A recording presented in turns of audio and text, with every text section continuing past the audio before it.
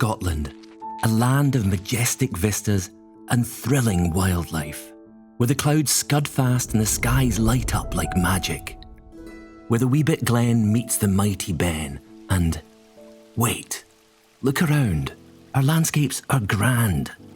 But there's more to this picture than meets the eye.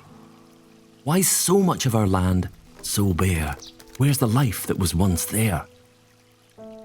A mighty medley of creatures once filled Scotland's woodlands, wetlands and seas. Life hummed and thrummed, weaved and wallowed, butted and bellowed. And people were part of it all, in tune with the extraordinary rhythms of life. But over time we changed. We fell out of step with those precious beats, pushing creatures to extinction and squandering our seas and soils. Our land today is emptier, poorer, our wildlife fragmented, muted. But tomorrow can be different. We can reconnect with the rhythms and help nature flourish. We call it rewilding.